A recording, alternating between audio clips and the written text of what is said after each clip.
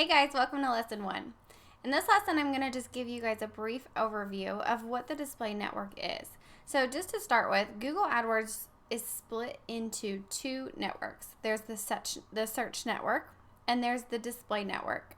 So when you're advertising on the search network, businesses place text ads in the search engine results. And that's what we've been talking about for the past 5 modules. So you guys should be familiar with the search network at this point. So on the display network, businesses instead place display ads, so just image ads or video ads or different types of ads that are visual on this huge network of sites across the internet. So what exactly does a display ad look like? So here's a screenshot to just give you a random example of a display ad. So you can see there on the right that is just one example of a display ad. You guys have probably seen them all the time. You probably don't even realize what you're looking at, that it's an ad being served from the AdWords display network. So display ads are basically these visual banner ads. If you hear the term banner ad, that's what we're talking about there.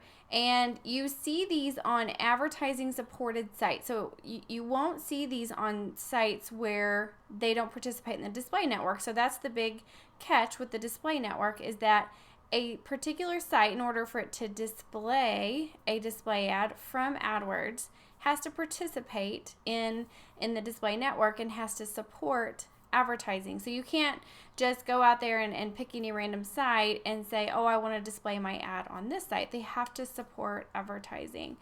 And just to give you guys a couple quick stats here, the display network supports and reaches over 90% of global internet users. So it's a huge amount of inventory there, because it's 90% of the users on the internet that you can reach. So it spans across over 2 million sites. So a lot of inventory there. You pretty much don't have to worry about that being an issue.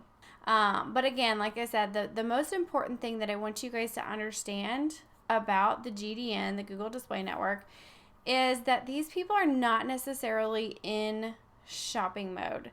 They are going about their daily activities. They're checking the weather. They're browsing around, reading blogs. They're maybe more in like discovery mode. They're catching up on news. They're just watching videos.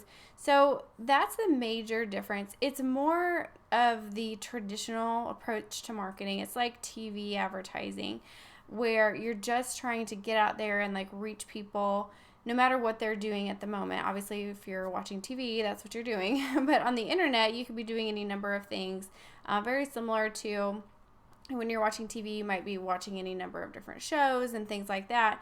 On the internet, who knows what you're doing, but you can target and control who you reach and when and what types of pages they're on. And that's what I'm going to spend time exploring with you during this module. So let's talk about a few benefits of the display network.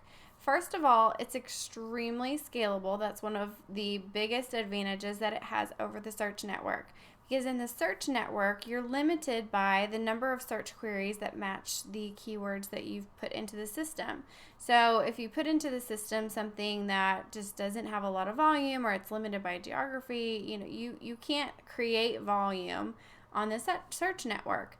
But with the 2 million plus sites that the Google Display Network covers, and the millions, actually billions of impressions that are available as inventory for you to place your ads, there's virtually no cap on the scalability. Now, you do obviously want to control quality, and so we're going to spend a lot of time talking about that, but it is very scalable. The traffic, meaning the clicks that you pay for, are typically a lot cheaper than what you're going to find on the search network. And obviously there's pros and cons both ways. With search, you have a user that has high intent. So obviously that makes sense that you're going to pay a little bit more for that. It's more competitive. But but clicks are cheaper on the display network typically. At the same time, you're going to see a lot lower click-through rates. So don't be shocked when your click-through rates are like 0.2% or 0.3%, where on the search network, you're probably used to seeing click-through rates of, over 2. So you're looking at 4, 5%, 10% click-through rates are not uncommon. You're not going to find that as much on the display network, again, because of that more passive nature. Another thing that's nice about the display network is you don't have to worry about things like quality score. Obviously, you still want your ad to be relevant, and the same general principle applies, where you want the ad that you're serving to be relevant to the place where it's being served. Obviously, the page that it's on, you want it to match and go along really well with what is on that page.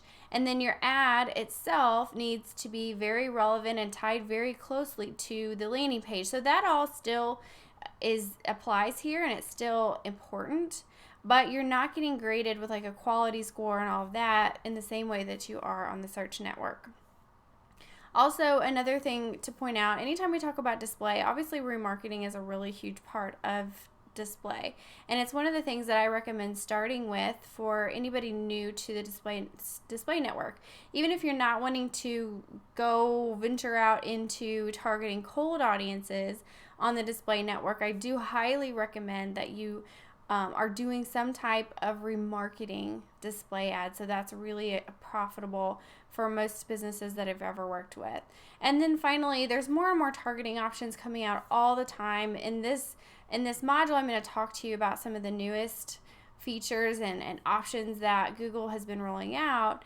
And it's becoming more and more competitive with Facebook ads and platforms like that offer those really granular types of targeting options. So that's obviously that's on Google's radar, is that ad budgets are sort of moving dollars from display over to Facebook's advertising platform because of that granularity. And so I'm excited to share with you guys some new features that it has to allow you to get better, more specific audiences and get more granular control instead of using those really broad types of audiences. So we're going to spend a lot of time talking about that as well.